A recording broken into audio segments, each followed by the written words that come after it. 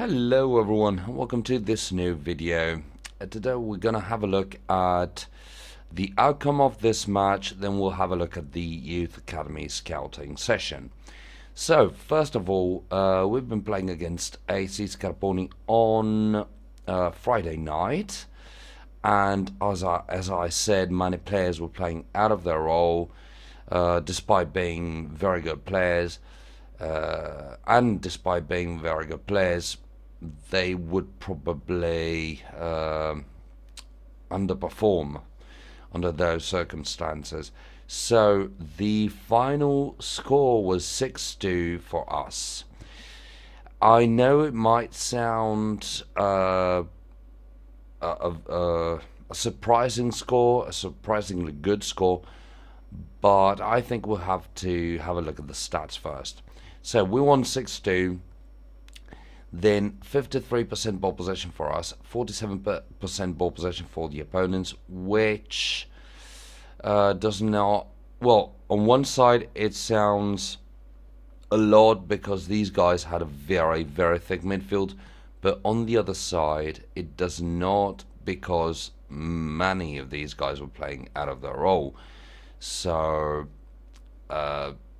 it sounds good apparently, but it's possibly not as good as it sounds. Despite being, I think, satisfactory, possibly. But yeah, let's go on to the other stats. So 15 shots for us, 7 shots for the opponents, 11 shots on target for us, 4 shots on target for the opponents. So on both sides, scoring rates were very, very high, like 50% for the opponent. For the opponents, as you can see, 2 goals out of 4 shots on target, and six goals out of 11 shots on target for us. So more than 50% scoring ratio, which is very high. And on our side, of course, it's positive. On their side, it's less positive for us, because this means we still have problems with preventing the opponents from scoring a lot out of their overall shots on target.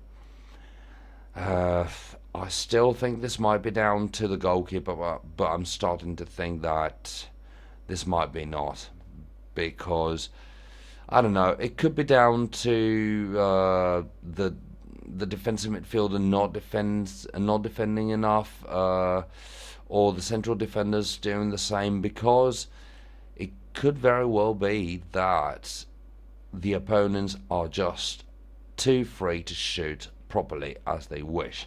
So I don't know. I still don't know what to look at, to be honest. I've been trying to look for a goalkeeper.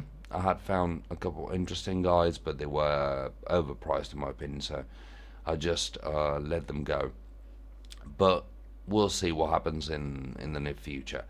Then 5 set pieces for us, 5 set pieces for the opponents, 1 yellow card for us, which is very good news as compared to what usually happens, and then 3 yellow cards for the opponents, which is very good news for us. This might turn out to be useful in the second half of the season, when we'll have to play again against them.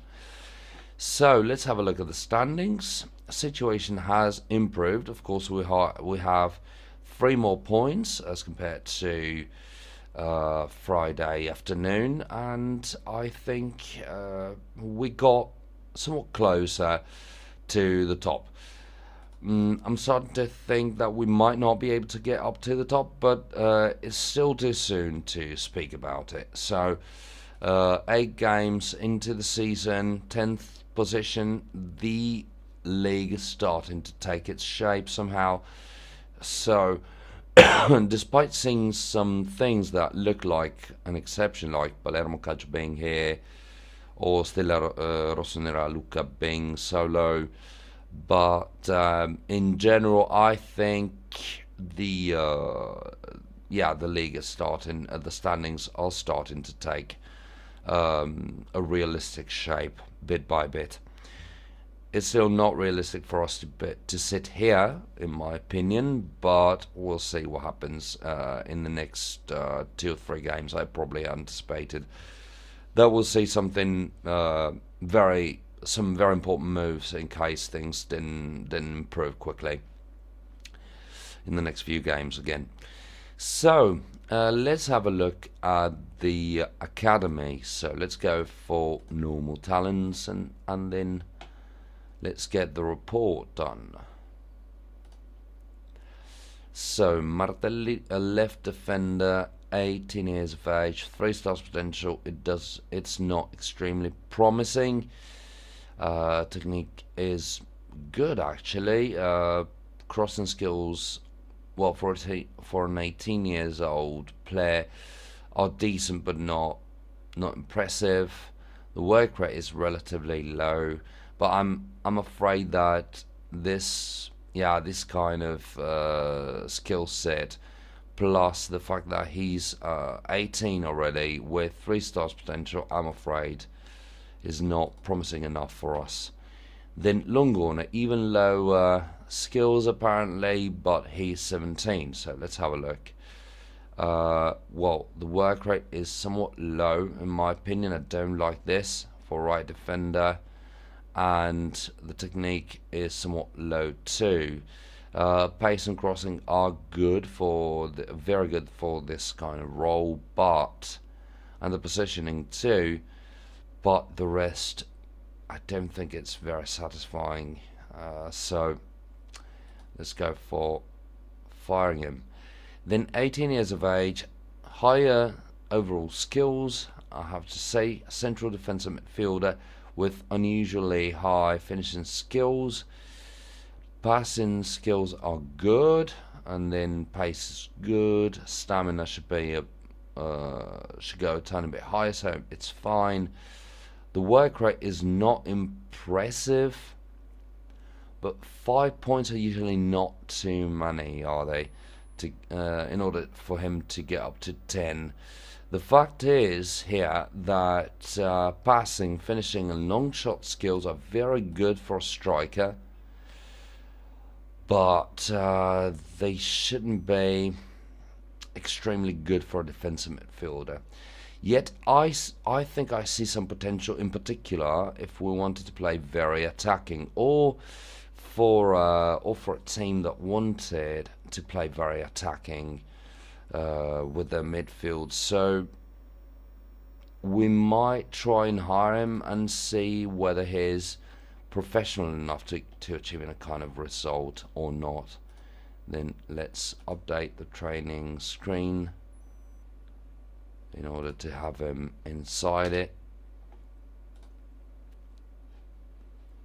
So Morfinho is here, and let's scout his psychology. Alright, bad professionalism, so I am afraid we'll have to fire him.